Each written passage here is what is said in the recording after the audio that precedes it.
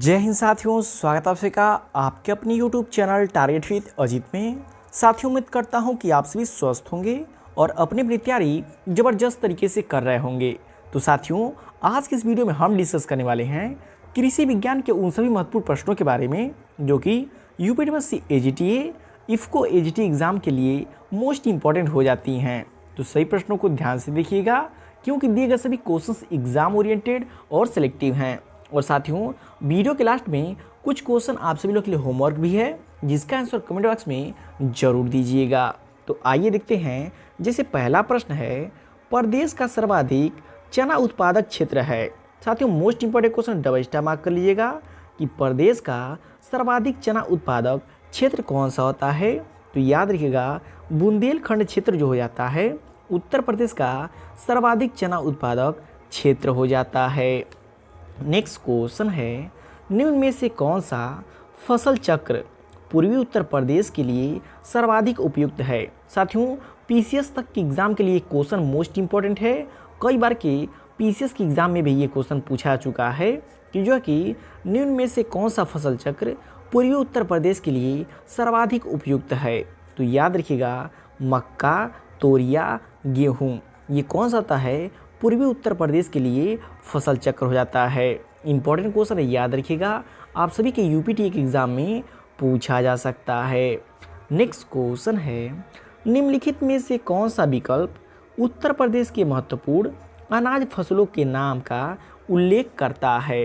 निम्नलिखित में से कौन सा विकल्प उत्तर प्रदेश की महत्वपूर्ण अनाज फसलों के नाम का उल्लेख करता है। तो कौन सा होता है, चावल, गेहूँ, बाजरा, जौ और मक्का हो जाता है। उत्तर प्रदेश का महत्वपूर्ण अनाज वाली फसल कौन सी हो जाती हैं, चावल हो जाती है, गेहूं हो जाती है, बाजरा, जौ और मक्का हो जाती है।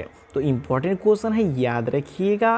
तो साथियों, क्वेश्चन का लेवल आप सभी को देख के पता चल रहा होगा कि दिए गए सभी क्वेश्चंस एग्जाम ओरिएंटेड और सिलेक्टिव हैं।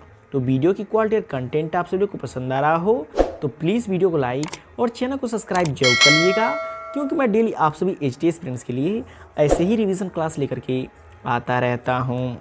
नेक्स्ट क्वेश्चन है, प्रदेश का सर्वाधिक गेहूं उत्पादक जिला है। साथियों, मोस्ट इंपॉर्टेंट क्वेश्चन है कि उत्तर प्रदेश का सर्वाधिक गेहूं उत्पादक जिला कौन सा होता है। तो याद रखिएगा, गोरखपुर जिला जो कि प्रदेश का सर्वाधिक गेहूं उत्पादक जिला हो जाता है। नेक्स्ट क्वेश्चन है, निम्नलिखित में से किस बीज की आनुवांशिक शुद्धता 99.5% और भौतिक शुद्धता 99% है। इसका प्रमाणीकरण टैग सफ़ेद रंग का होता है। साथियों देखिए, यदि आपको नहीं पता है कि आनुवांशिक शुद्धता कितनी है और जो कि भौतिक शुद्धता कितनी है, लेकिन टैग आपको पता है कि टैग का रंग क्या होता है, वाइट होता है। और किसका होता है, तो आधारी सीड का जो कि टैग होता है वो वाइट कलर का होता है। तो यहाँ पे आप क्या सीखे, यहाँ पे आप कुल 2 क्वेश्चन सीखे। पहला, फाउंडेशन सीड जो होता है उसके प्रमाणीकरण का टैग क्या होता है, वाइट कलर का होता है और इसकी जेनेटिक प्योरिटी कितनी होती है, 99.5% होती है और फिजिकल प्योरिटी कितनी होती है, 99% होती है। और यहीं पर साथियों बात करें ब्रीडर सीड की, तो याद रखिएगा, ब्रीडर सीड का जो कि जेनेटिक प्योरिटी और फिजिकल प्योरिटी दोनों जो कि 100% होती है। और न्यूक्लियस सीड की बात करें तो इसकी भी फिजिकल प्योरिटी और जेनेटिक प्योरिटी दोनों ही 100% हो जाती है। तो इम्पॉर्टेंट क्वेश्चन है, इन सभी टर्म्स को याद रखिएगा क्योंकि आप सभी के AGT एग्ज़ाम और इफ़को AGT एग्ज़ाम में यहाँ से एक क्वेश्चन 100% लिख के ले लीजिए, आएगा ही आएगा। तो सभी पॉइंट्स को याद रखिएगा। नेक्स्ट क्वेश्चन है, निम्नलिखित में से किस फास्फोरिक उर्वरक का उपयोग अत्यधिक अम्लीय मिट्टी या जैविक मिट्टी के साथ वृक्षारोपण फसल में किया जाता है। वो कौन सा होता है। तो याद रखिएगा, रॉक फॉस्फेट भी होता है, रॉ बोन मील भी हो जाता है, स्टीम बोन मील भी हो जाता है। इसलिए राइट आंसर ऑप्शन डी हो जाएगा। उपरोक्त सभी सत्य हैं। तो इम्पॉर्टेंट क्वेश्चन है, याद रखिएगा। नेक्स्ट क्वेश्चन है, निम्नलिखित में से किस पोषक तत्व की कमी से पौधे का रंग पीला और बैंगनी होने के साथ साथ पौधों की वृद्धि धीमी हो जाती है। निम्नलिखित में से किस पोषक तत्व की कमी से पौधे का रंग पीला और बैंगनी होने के साथ साथ पौधों की वृद्धि धीमी हो जाती है? तो इम्पोर्टेंट क्वेश्चन है, याद रखिएगा, फास्फोरस हो जाता है। किसकी कमी हो जाती है? फास्फोरस की कमी हो जाती है। तो important question double star mark कर लीजिएगा। सॉइल साइंस के पोर्शन में आपसे ये क्वेश्चन पूछा जा सकता है। तो साथियों, वीडियो की क्वालिटी और कंटेंट आप सभी को पसंद आ रहा हो तो प्लीज़ वीडियो को लाइक और चैनल को सब्सक्राइब जरूर कर लीजिएगा। नेक्स्ट क्वेश्चन है, दक्षिण पश्चिम मानसून के तत्काल बाद बोई गई फसल को क्या कहते हैं? Most important question, double star mark कर लीजिएगा कि दक्षिण पश्चिम मानसून के तत्काल बाद बोई गई फसल को क्या कहते हैं? याद रखिएगा, खरीफ की फसल कहते हैं। क्या कहते हैं? खरीफ की फसल कहते हैं। नेक्स्ट क्वेश्चन है, गन्ना, चुकंदर, स्वीट पी, चना, अरहर और फरास बीन किसके अंतर्गत आते हैं? इम्पोर्टेंट क्वेश्चन है कि गन्ना, चुकंदर, स्वीट पी, चना, अरहर और फरास बीन किसके अंतर्गत आते हैं? तो याद रखिएगा, किसके अंतर्गत आते हैं? त्रिपाद कुल के अंतर्गत आते हैं। किसके अंतर्गत आते हैं? त्रिपाद कुल के अंतर्गत आते हैं। नेक्स्ट क्वेश्चन है, वह सूत्र जो ट्रिटिकल्स में प्रोटीन प्रतिशत ज्ञात करने में प्रयोग किया जाता है। साथियों, यहाँ पे कुल आपको 2 क्वेश्चन लर्न होने वाले हैं। इस क्वेश्चन को डबल स्टार मार्क कर लीजिएगा। पहला तो यह, वह सूत्र जो ट्रिटिकल्स में प्रोटीन प्रतिशत ज्ञात करने में प्रयोग किया जाता है वो कौन सा होता है? तो n गुणे 5.70 हो जाता है। क्या होता है? n गुणे 5.70 हो जाता है। और बात करें ट्रिटिकल किसका संकरण है, तो किसका संकरण है? याद रखिएगा, गेहूं और राई का संकरण होता है। कौन होता है? ट्रिटिकल हो जाता है। तो इम्पोर्टेंट क्वेश्चन है, याद रखिएगा। नेक्स्ट क्वेश्चन है, संकरण संतति में दृष्टिगोचर होने वाला गुण है। संकर संतति में दृष्टिगोचर होने वाला गुण कौन सा हो जाता है? तो याद रखिएगा, कंस्ट्रक्टिंग कैरेक्टर हो जाता है। कौन सा होता है? कंस्ट्रक्टिंग कैरेक्टर हो जाता है।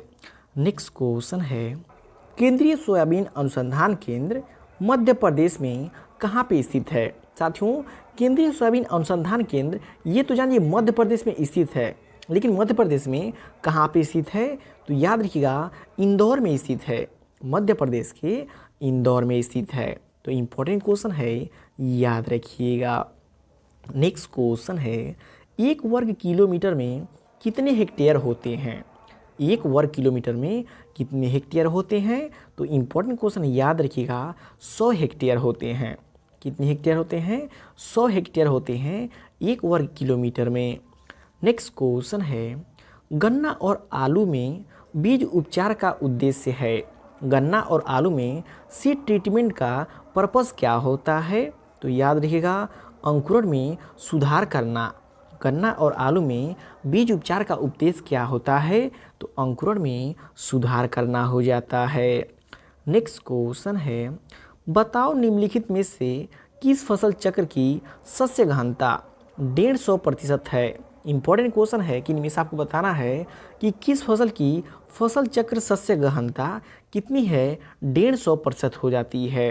तो याद रखिएगा, अरहर, गेहूँ, कपास और परती, इन चारों का मिला करके सस्य गहनता कितनी होती है? 150% हो जाती है। तो इम्पोर्टेंट क्वेश्चन है, आप सभी के एसटी एग्ज़ाम और इफ़को एसटी एग्ज़ाम में यहाँ से भी एक क्वेश्चन 100% पूछा ही पूछा जाएगा। नेक्स्ट क्वेश्चन है, बैसिलस thuringiensis इसका उदाहरण है। बैसिलस thuringiensis इसका उदाहरण है। किसका उदाहरण? तो याद रखिएगा, बायोसाइड्स का उदाहरण हो जाता है। किसका उदाहरण होता है? जैव नाशी का उदाहरण हो जाता है। नेक्स्ट क्वेश्चन है, गन्ने की रस का ब्रिक्स मूल्य दर्शाता है। गन्ने की रस का ब्रिक्स मूल्य क्या दर्शाता है? तो इम्पोर्टेंट क्वेश्चन है, याद रखिएगा, कंटेंट ऑफ टोटल सॉलिड्स, कुल ठोस पदार्थों की सामग्री को दर्शाता है। कौन दर्शाता है? गन्ने का ब्रिक्स मूल्य। तो इम्पोर्टेंट क्वेश्चन है, याद रखिएगा। नेक्स्ट क्वेश्चन है, ब्रैग और क्लार्क 63 की किस्में हैं। ब्रैग और क्लार्क 63 की किस्में हैं। कौन कौन सी हैं? तो याद रखिएगा सोयाबीन जो है कि ब्रैग और क्लार्क 66 की किस्में हो जाती हैं। नेक्स्ट क्वेश्चन है वायुमंडलीय दबाव का एक बार पानी के स्तंभ की ऊंचाई के बराबर है। वायुमंडलीय दबाव का एक बार पानी के स्तंभ की ऊंचाई के बराबर हो जाती है, कितना होती है 10 मीटर हो जाती है। कितना होती है 10 मीटर हो जाती है। नेक्स्ट क्वेश्चन है अरहर की सबसे जल्दी पकने वाली किस्म है। अरहर की सबसे जल्दी पकने वाली किस्म कौन सी होती है? तो याद रखिएगा प्रभात हो जाती है, जो कितने दिनों में पक कर तैयार होती है 100 से 110 दिनों में पक कर तैयार होती है। जबकि यदि बात करें उपास 120 की, तो यह जो कि 120 दिनों में पक कर तैयार हो जाती है। तो इम्पोर्टेंट क्वेश्चन याद रखिएगा कि अरहर की सबसे जल्दी पकने वाली किस्म कौन सी होती है? प्रभात हो जाती है। नेक्स्ट क्वेश्चन है दक्षिणी भारत में विशेष रूप से महाराष्ट्र और तमिलनाडु में 18 महीने की अर्धसाली फसल आमतौर पर प्रति हेक्टेयर कितना कुंटल गन्ना देती है? इम्पोर्टेंट क्वेश्चन है, याद रखिएगा कि दक्षिण भारत में विशेष रूप से महाराष्ट्र और तमिलनाडु में 18 महीने की अर्धसाली फसल आमतौर पर प्रति हेक्टेयर कितना कुंटल गन्ना देती है? तो याद रखिएगा 1000 से 1200 कुंटल प्रति हेक्टेयर के हिसाब से जो कि गन्ना उत्पादन होती है। जबकि सामान्य रूप से अपने यहाँ बात करें तो 500 से 600 कुंटल प्रति हेक्टेयर जो कि गन्ना उत्पादन होता है। तो याद रखिएगा जब बात करें दक्षिण भारत की तो 1000 से 1200 कुंटल प्रति हेक्टेयर गन्ना उत्पादन होता है। नेक्स्ट क्वेश्चन है साइप्रस रोडेंटस को दुनिया का सबसे खराब खरपतवार माना गया है, क्योंकि यह पाया जाता है, जो साइप्रस रोडेंटस है उसको दुनिया का सबसे खराब खरपतवार माना गया है, जो कि 52 फसलों और 92 देशों में पाया जाता है। कितने? 52 फसलों में और जो कि 92 देशों में पाया जाता है। इम्पोर्टेंट क्वेश्चन है, याद रखिएगा। नेक्स्ट क्वेश्चन है फ्रेंच बीन की उत्परिवर्तित किस्म है। साथियों आप सभी के AGTA एग्ज़ाम में जो है कि उत्परिवर्तित किस्मों से संबंधित एक क्वेश्चन लिख के ले लीजिए, मिलेगा ही मिलेगा कि फ्रेंच बीन की उत्परिवर्तित किस्म कौन सी होती है? तो याद रखिएगा पूसा पार्वती हो जाती है। कौन सी होती है? पूसा पार्वती हो जाती है। नेक्स्ट क्वेश्चन है गन्ने में डंठल के बढ़ाव को कहा जाता है। गन्ने में डंठल के बढ़ाव को क्या कहा जाता है? याद रखिएगा फॉर्मेटिव फेज कहा जाता है। क्या कहता है? प्रारंभिक चरण कहा जाता है। नेक्स्ट क्वेश्चन है कुट्टू का फल वानस्पतिक रूप से है। कुट्टू का फल वानस्पतिक रूप से क्या कहलाता है? याद रखिएगा एचेन कहलाता है। क्या कहलाता है? एचेन कहलाता है। नेक्स्ट क्वेश्चन है वानस्पतिक अंतराल चरण जो अधिकतम कल्ले फूटने और पुष्पगुच्छ आरंभ के बीच होता है, पाया जाता है। किस में पाता है? याद रखिएगा चावल में पाता है। किस में पाता है? चावल में पाया जाता है। नेक्स्ट क्वेश्चन है हवा के कटाव को कम करने के लिए सबसे अच्छा और सस्ता गीली घास है। हवा के कटाव को कम करने के लिए सबसे अच्छा और सस्ता गीली घास कौन सा होता है? तो याद रखिएगा ठूठी गीली घास हो जाती है। नेक्स्ट क्वेश्चन है भारत सरकार का NATP कार्यक्रम कब शुरू हुआ? भारत सरकार का नेशनल एग्रीकल्चर टेक्नोलॉजी प्रोजेक्ट कार्यक्रम कब शुरू हुआ? तो याद रखिएगा सन 1998 में शुरू हुआ। कब शुरू हुआ? सन 1998 में शुरू हुआ। नेक्स्ट क्वेश्चन है मृदा शब्द की उत्पत्ति सॉइल सोलम से हुई है। यह शब्द है, याद रखिएगा लैटिन शब्द है। मृदा शब्द जो होता है लैटिन वर्ड होता है। नेक्स्ट क्वेश्चन है राष्ट्रीय बीज निगम NSC की स्थापना कब हुई थी? साथियों NSC के एग्ज़ाम में ये क्वेश्चन पूछा चुका है कि NSC की स्थापना कब हुई थी? 1963 ईस्वी में। कब हुई थी? 1963 ईस्वी में। नेक्स्ट क्वेश्चन है कौन सी मसाले वाली फसल में राजस्थान देश में उत्पादन में प्रथम है? कौन सी मसाले वाली फसलों में राजस्थान जो कि देश में प्रथम स्थान पे है? तो याद रखिएगा धनिया, मेथी और जीरा, इन तीनों के उत्पादन में राजस्थान जो कि प्रथम स्थान पे है भारत में। तो इम्पोर्टेंट क्वेश्चन है, याद रखिएगा। नेक्स्ट क्वेश्चन है, मेथी की उन्नत किस्में हैं। मेथी की उन्नत किस्में कौन कौन सी होती हैं?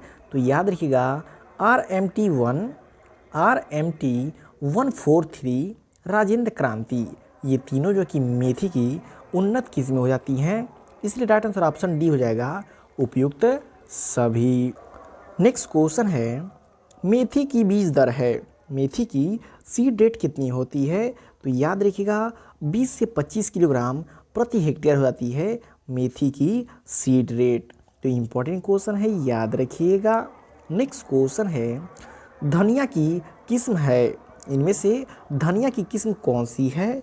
तो याद रखिएगा, साधना, GC1, RCR20, जो कि ये सभी जो कि धनिया की किस्में होती है, इसलिए राइट आंसर ऑप्शन डी हो जाएगा, उपयुक्त सभी।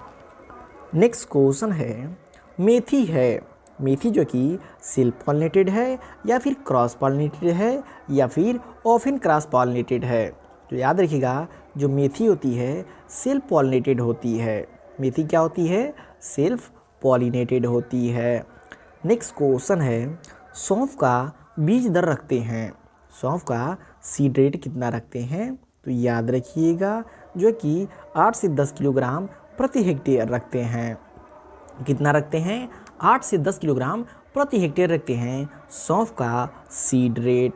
नेक्स्ट क्वेश्चन है, मसाले वाली फसलों में कौन से प्रमुख पोषक तत्व की मात्रा बिल्कुल भी कम या नहीं प्रयोग में लाई जाती है? वो कौन सी पोषक तत्व है?